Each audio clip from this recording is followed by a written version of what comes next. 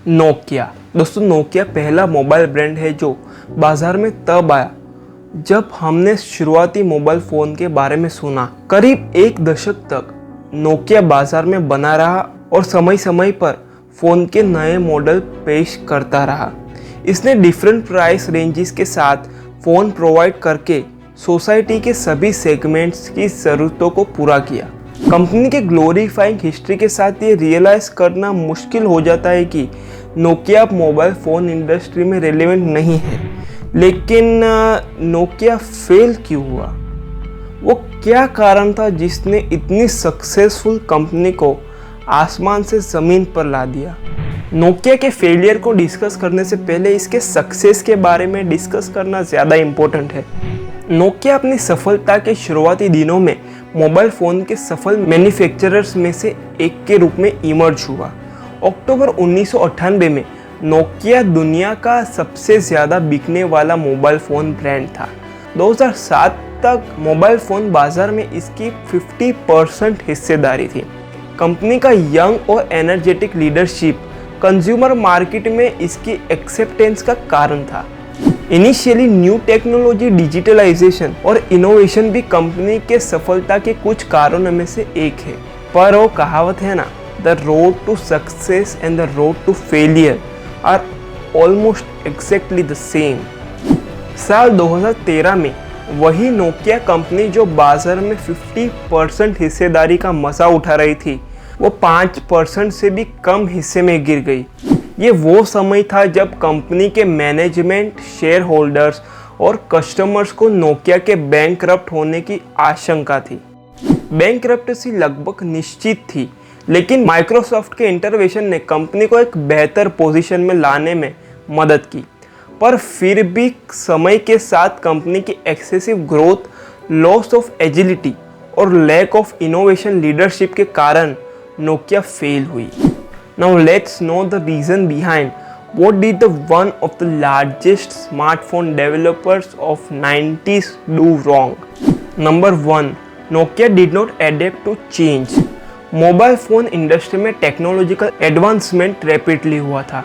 Traditional phones smartphones में बदल गए, लेकिन नोकिया उसके अनुसार नहीं बदला। हालांकि ये शुरुआती स्मार्टफोन का इनिशिएटर था। सिम्बियन स्मार्टफोन्स को साल 2002 में इंट्रोड्यूस किया गया था, लेकिन कंपनी बदलती तकनीक की रफ्तार के साथ मैनेज नहीं कर पाई, इसलिए नोकिया फेल हो गया। ये फ़ोन के ओल्ड वर्जन्स को प्रोड्यूस करता रहा, जबकि कॉम्पिटिटर्स ने अपने फ़ोन्स को हाईली एडवांस्ड स्मार्टफोन्स में बदलना शुरू कर दिया।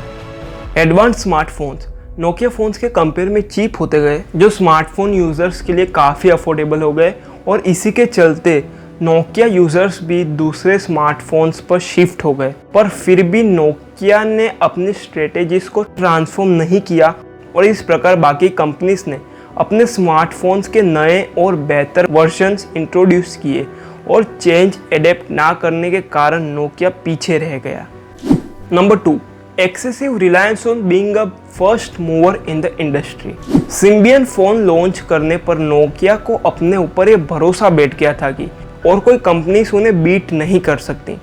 पर फिर 2007 में आईफोन इंट्रोड्यूस हुआ, जिसने नोकिया के पहले स्मार्टफोन क्रिएटर होने का एडवांटेज स्पॉइल कर दिया, क्योंकि आईफोन की एफिशिएंट स्पीड ने दिखाया कि अब स्मार्टफोन इंडस्ट्री कैसे काम करने वाली है।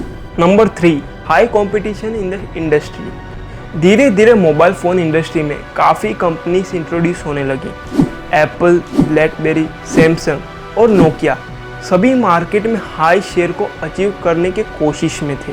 पर इस कंपटीशन की रेस में नोकिया ने अपनी सर्विस को इम्प्रूव नहीं किया और बाकी सब कंपनी से रेस हार गई। कुछ सालों बाद मार्केट में MI, Huawei और Realme जैसे और भी कंपनीज ने एंटर किया। धीरे धीरे इन कंपनियों ने भी मार्केट में महत्वपूर्ण हिस्सेदारी हासिल की। कॉम्पिटिटर के रूप में नोकिया के लिए एक बड़ी संख्या थी, लेकिन फिर भी नोकिया ने कोई इम्प्रूवमेंट नहीं की और मार्केट के निचले स्थल को भी खो दिया। Number 4, complacent human resource. एक बार जब कंपनी काफ़ी हद तक सफलता हासिल कर लेती है, तो ज़्यादातर एम्प्लॉयज़ अपना एटीट्यूड चेंज कर लेते हैं। वे कंप्लेसेंट हो जाते हैं और काम पर फोकस नहीं देते। ये एटीट्यूड ऑर्गेनाइजेशन को कम एफिशिएंट बनाता है और as a result the decline of such company is irrevocable. Nokia के कुछ एग्जीक्यूटिव्स के स्टेटमेंट्स में भी ये चीज़ बयान थी कि नोकिया के फेल होने के पीछे इसके एम्प्लॉयज़ का भी हाथ था। Number 5, over estimation of brand strength. एक और इम्पोर्टेंट रीज़न जिसने नोकिया को फेल किया, कंपनी का मैनेजमेंट यही मानता रहा कि लोग उसके ब्रांड नेम के तहत मैन्युफैक्चर प्रोडक्ट्स को खरीदना जारी रखेंगे, भले ही कंपनी ने कुछ भी प्रोडक्शन किया हो। एक्चुअली ये कुछ हद तक सही भी था, शायद उस समय तक जब खरीदारों के पास कोई ऑप्शन नहीं था। पर एप्पल और सैमसंग जैसे कंपनीज के मोबाइल फ़ोन्स लॉन्च होने के बाद कस्टमर्स के पास नोकिया फ़ोन्स के अलावा कई और ऑप्शंस भी थे और कस्टमर्स ने भी वही किया जिसमें उनका फ़ायदा हो। वैसे तो नोकिया के फेल होने के पीछे और भी कई कारण हैं, जैसे कि lack of vision, internal rivalries. पर अगर आप में से किसी के पास और कोई रीज़न है तो कमेंट में ज़रूर बताइए, और साथ ही साथ वीडियो अच्छी लगी तो लाइक और शेयर करें, और अगली वीडियो के लिए चैनल को सब्सक्राइब भी करें। And thanks for watching this video.